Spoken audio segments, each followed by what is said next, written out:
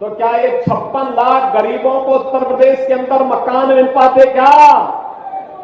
और क्या ये सपा और कांग्रेस के लोग दे पाते? अरे वहां तो चाचा और भतीजे में ही जंग लगी हुई है। नियुक्ति आती थी, पूरा परिवार वसूली में मस्त हो जाता था। और भाइयों बहनों, आज हम इसीलिए कहने के लिए आए हैं, हर गरीब को उसकी आवश्यकता के अनुरूप आवास की सुविधा, जमीन का पट्टा, आयुष्मान भारत की योजना का लाभ और अन्न योजना में, गरीब कल्याण अन्न योजना में फ्री में राशन की सुविधा का लाभ ये प्राप्त हो रहा है कि नहीं हो रहा है? आप मुझे बताओ, आयुष्मान भारत का कार्ड कितने लोगों ने बनाया है? आयुष्मान भारत 5 लाख रुपए की आयुष्मान भारत की सुविधा का लाभ देखो ढेर सारे लोग हैं। गरीब कल्याण अन्न योजना में राशन की सुविधा का लाभ फ्री में कितने लोगों को प्राप्त हो रहा है? देखो, क्या ये पहले मिल पाता था? भाइयों बहनों, यही है डबल इंजन की सरकार का लाभ। हम प्रदेश में 15 करोड़ गरीबों को फ्री में राशन की सुविधा का लाभ दे रहे हैं। हम लोग फ्री में प्रदेश के अंदर जहां पे मकान, वहीं पे प्रधानमंत्री स्वामित्व योजना में इस योजना का लाभ, वहीं पे उसका मालिकाना अधिकार उस परिवार को उपलब्ध करवाया जा रहा है। भाइयों बहनों, आज सरकार की योजनाओं का लाभ बिना भेदभाव के और गांव हर गरीब को दिया जा रहा है। कहीं हाईवे बन रहा है, कहीं ग्रामीण वे बन रहा है, कहीं पे हम लोगों के द्वारा एक्सप्रेस हाईवे का निर्माण किया जा रहा है, तो कहीं उद्योग निर्माण के लिए क्लस्टर विकसित किए जा रहे हैं। अभी जब मैं आया तो अम्बेडकर नगर के भी 2 उद्यमियों को हम लोगों ने यहां पे उद्योग लगाने के लिए सर्टिफिकेट जारी किए। यानी 6000 करोड़ रुपए से अधिक के निवेश के प्रस्ताव एक साथ अम्बेडकर नगर जैसे जनपद में लग जाए। ये 6000 करोड़ का मतलब आप जानते हैं? 10,000 लोगों को प्रत्यक्ष और अप्रत्यक्ष रूप से नौकरी और रोजगार की गारंटी मिलना। अम्बेडकर नगर के लोग अम्बेडकर नगर में ही नौकरी और रोजगार प्राप्त करेंगे। हर घर नल योजना के माध्यम से, हर घर नल की योजना के माध्यम से आज आपके जीवन में परिवर्तन करने का कार्य हो रहा है।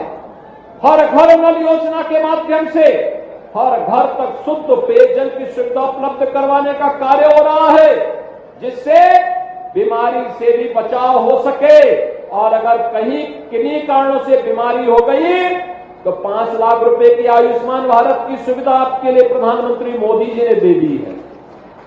बहनों और भाइयों, जब एक संवेदनशील सरकार आती है तो बिना भेदभाव के शासन की योजना का लाभ इसी प्रकार से आपको उपलब्ध करवाती है, इसी प्रकार से उपलब्ध करवाती है। और इसीलिए आज मुझे अम्बेडकर नगर में आना पड़ा है फिर से आपसे कहने के लिए, ये जितना विकास का कार्य हुआ है ये पहले भी नहीं हुआ था। और पिछले 10 वर्ष के अंदर प्रधानमंत्री मोदी जी के विजन का लाभ जिन राज्यों ने लिया उनको लाभ मिला। और 7 वर्ष से जब से प्रदेश में आपने भारतीय जनता पार्टी की सरकार बनाई, जब दोनों सरकारें मिलकर के काम कर रही हैं तो आज परिणाम आ रहा है। बिना भेदभाव के हर जनपद में विकास भी हो रहा है, निवेश भी आ रहा है, वहां पर रोजगार भी मिल रहा है, गरीब कल्याणकारी योजनाओं का लाभ भी मिल रहा है और सरपट विकास की रफ्तार को कई गुना बढ़ाने का काम भी हो रहा है। बहनों और भाइयों, आज जो अयोध्या में राम मंदिर का निर्माण हुआ, क्या ये सपा के लोग करा पाते? क्या अयोध्या में राम मंदिर का निर्माण सपा के लोग करा पाते? समाजवादी पार्टी के लोग तो आपके जनपद का नाम भी मिटा देना चाहते थे। यानी उन्होंने जितने भी बाबा साहब भीमराव अम्बेडकर के नाम पर कन्नौज में मेडिकल कॉलेज का नाम हटा दिया, हमने फिर से जोड़ दिया। हमने कहा बाबा साहब भीमराव अम्बेडकर भारत के संविधान के शिल्पी थे, उनके नाम पर कोई समझौता नहीं हो सकता। समाजवादी पार्टी दलित विरोधी है, उन्होंने भले ही नाम मिटाया होगा, हम फिर से बाबा साहब के नाम पर वहां के मेडिकल कॉलेज का नामकरण करेंगे। ये वही समाजवादी पार्टी है जिसने गेस्ट हाउस का कांड भी करवाया था और दलित महापुरुषों के नाम पर बने हुए स्मारकों को इसने वहां से हटाने के लिए उस समय आह्वान किया था। लेकिन भाइयों बहनों, आज डबल इंजन की सरकार बाबा साहब भीमराव अंबेडकर के नाम पे पंचतीर्थ का निर्माण करती है। आज डबल इंजन की सरकार देश के अंदर 4 करोड़ गरीबों को फ्री में आवास उपलब्ध करवाती है। पहले गरीब का आवास दे दिया, भगवान के भक्त को पहले आवास दे दिया और भगवान का मंदिर का निर्माण तब उसके बाद करवाया गया, जिससे सभी भक्तगण बिना भेदभाव के भगवान का दर्शन करने के लिए आ सके। और आज केवल मकान ही नहीं मिल रहा है, मकान के साथ आयुष्मान भारत का कार्ड भी मिल रहा है, राशन कार्ड भी मिल रहा है, इसके साथ ही उज्ज्वला योजना का कार्ड भी मिल रहा है, बिजली कनेक्शन भी फ्री में उपलब्ध हो रहा है, निजी नलकूप धारकों किसानों को फ्री में बिजली उपलब्ध करवाने का कार्य भी हो रहा है। एक साथ इतने कार्यक्रम एक साथ। और अभी तो ये डबल इंजन की सरकार ने तय किया है, हम हर परिवार को फैमिली आई कार्ड जारी करने जा रहे हैं। फैमिली आई कार्ड का मतलब जिस परिवार को जो सुविधा अब तक प्राप्त नहीं हो पाई और पात्रता की श्रेणी में आता है, जैसे जब एससीसीसी का सर्वे हुआ था 11-12 में, तब न केंद्र में भारतीय जनता पार्टी की सरकार थी, न राज्य में भारतीय जनता पार्टी की सरकार थी। उस समय तमाम भेदभाव हुए थे। उन्हीं भेदभाव को दूर करने के लिए हमने पीएम आवास योजना के साथ साथ सीएम आवास योजना भी चलाई।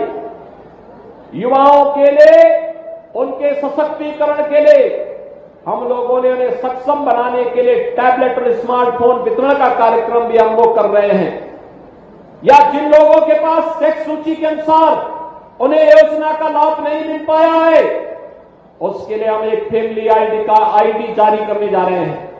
हर व्यक्ति के पास वो फैमिली आईडी होगा, वह उसका पहचान भी होगा और पहचान के साथ साथ अगर उस परिवार को राशन कार्ड की आवश्यकता है तो स्वतः उस कार्ड से उसको राशन कार्ड मिल जाएगा।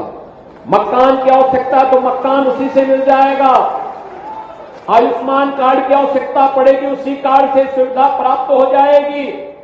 अगर उसके पास कोई रोजगार नहीं है उस परिवार में, एक व्यक्ति को रोजगार की गारंटी सरकार उस परिवार के व्यक्ति को जरूर उपलब्ध करवाने का कार्य करेगी। इस बड़े कार्यक्रम के साथ सरकार आज उसको जोड़ने के लिए आई है। भाइयों बहनों, जब लोक कल्याण सरकार का उद्देश्य होता है तब इस प्रकार के कार्यक्रम हो पाते हैं। जब सरकार में बैठे हुए लोग अपने परिवार के बारे में सोचने लगते हैं, परिवार के दायरे के बाहर उनका चश्मा नहीं देखता है, तब ये गरीब कल्याणकारी योजनाओं में डकैती पड़ती है। तब डकैती पड़ती। 14 से पहले भी देश के अंदर सरकार थी, लेकिन गरीबों के बारे में नहीं सोचती थी। 17 के पहले भी प्रदेश में सरकार थी, लेकिन गरीबों के बारे में नहीं सोचती थी, अपने बारे में सोचती थी। मैं और मेरा परिवार, मैं और मेरा परिवार। और मोदी जी ने तो कहा कि 140 करोड़ का भारत ही मेरा परिवार है। एक ही संकल्प है, जनता जनार्दन ही हमारा परिवार है और जनता जनार्दन के लिए सब कुछ करेंगे। हम उसको सुरक्षा भी देंगे और समृद्धि भी देंगे। भाइयों, 2017 के पहले अम्बेडकर नगर में तो मैं बार बार आता था। यहां तो माफिया गरीबों के साथ पर्व और त्योहार नहीं मनाने देते थे, कैसे जमीनों पे कब्जा करते थे। आज कोई माफिया किसी गरीब की जमीन पे कब्जा कर पाएगा क्या? किसी बेटी के साथ छेड़छाड़ कर पाएगा क्या? मालूम है ना।